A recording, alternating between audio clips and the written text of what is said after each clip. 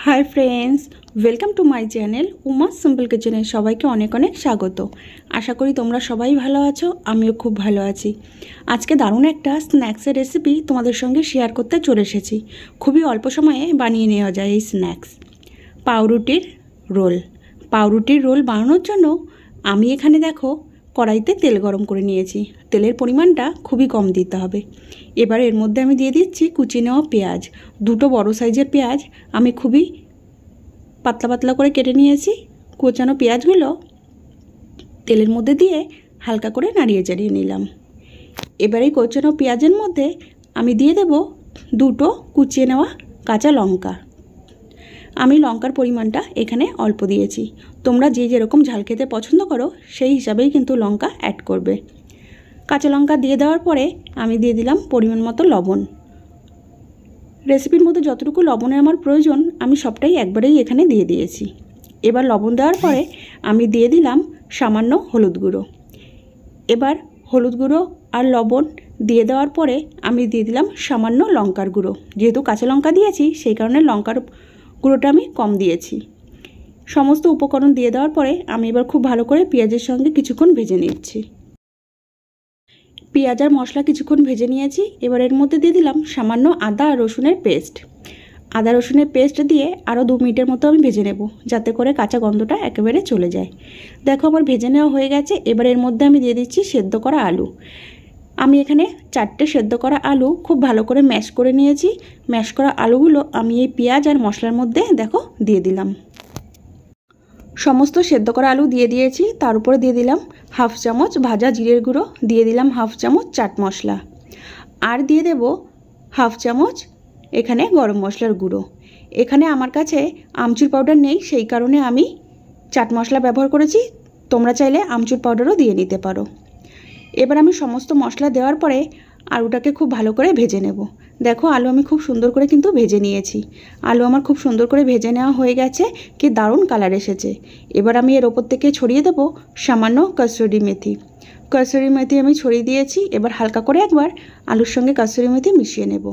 আর কসুরি মেথি দিয়ে দেওয়ার পরে খুব বেশিক্ষণ কিন্তু আমি আর ভাজবো না। কসুরি মেথি আমার মিশিয়ে নেওয়া হয়ে গেছে। এবার একটা প্লেটে আমি কিন্তু এই ভাজা আলুটাকে তুলে নেব, বা আলুর পুরটাকে আমি তুলে নেব আর খুব ভালো করে। অন্যদিকে এখানে আমি একটা বাটি নিয়ে নিয়েছি। তার মধ্যে দিয়ে দিচ্ছি 2 চামচ ময়দা আর দিয়ে দেবো 2 চামচ কর্নফ্লাওয়ার। ময়দা আর কর্নফ্লাওয়ার আমার দিয়ে দেওয়া হয়ে গেছে। এবার দিয়ে দিচ্ছি সামান্য লবণ। লবণ আমি দিয়ে দিয়েছি। এবার দিয়ে দেবো সামান্য কসুরি মেথি।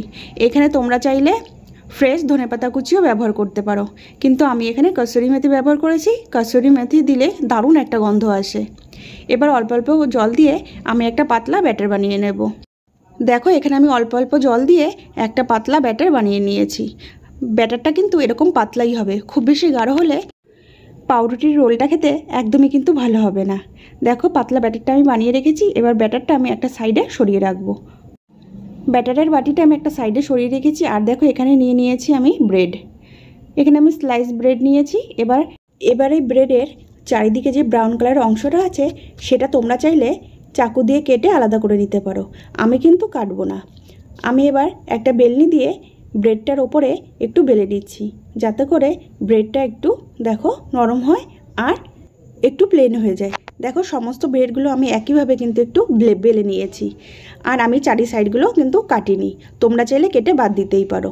এবার একটা ব্রেড আমি হাতের মধ্যে নেব, আর আমি আলুর যেই পুরটা বানিয়ে রেখেছিলাম সেটা হাতের মধ্যে নিয়ে একটু রোলের মতো করে লম্বা লম্বা করে নিয়েছি।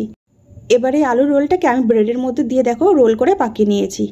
এবার এক্সট্রা যে অংশটা আছে সেখানে কিন্তু আমি যে ব্যাটারটা বানিয়েছিলাম তার থেকে সামান্য নেব আর এইভাবে লাগিয়ে নেব। লাগিয়ে নিয়ে এইভাবে জুড়ে দেব।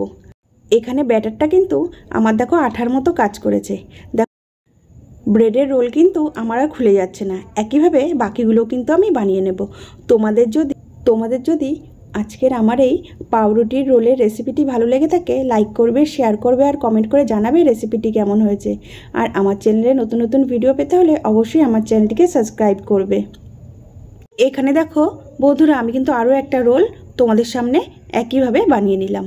বাকি রোলগুলো আমি একইভাবে তৈরি করে নেব। সমস্ত রোল এখানে আমি তৈরি করে নিয়েছি আর একটা প্লেটে সাজিয়ে নিয়েছি। দেখো এখনই দেখতে কতটা সুন্দর লাগছে। এবার এই রোলগুলোকে আমার ভেজে নিতে হবে। ভাজার সময় আমি কিন্তু যে ব্যাটারটা বানিয়েছিলাম সেই ব্যাটারের মধ্যে চুবিয়ে আমি ভাজবো। তার আগে এখানে দেখো আমি কড়াইতে তেল গরম করে নিয়েছি। তেলটা কিন্তু হালকা গরম করতে হবে, খুব বেশি গরম করলে রোলের বাইরেটা বেশি ভাজা হয়ে যাবে আর ভেতরটা কিন্তু কাঁচা থেকে যাবে। দেখো একইভাবে আমি কিন্তু যে ব্যাটারটা বানিয়েছিলাম সেই ব্যাটারটার মধ্যে রোলগুলোকে খুব ভালো করে আমি কোট করে নিয়েছি আর এই তেলের মধ্যে ছেড়ে দিয়েছি। এবার এই রোলগুলো এক সাইড ভাজা হয়ে গেলে আমি অন্য সাইড উল্টে দেব। দেখো বন্ধুরা, আমি খুব সুন্দর করে একটার পর একটা আমি কিন্তু এইভাবে উল্টে নেব। এক সাইড আমার লাল করে ভেজে নেওয়া হয়ে গেছে, অন্য সাইড আমি উল্টে দিলাম। গ্যাসের ফ্লেম লোতে রেখে খুব ভালো করে নাড়িয়ে চাড়িয়ে উল্টে পাল্টে রোলগুলোকে চারিদিক সমান করে ভেজে নিতে হবে।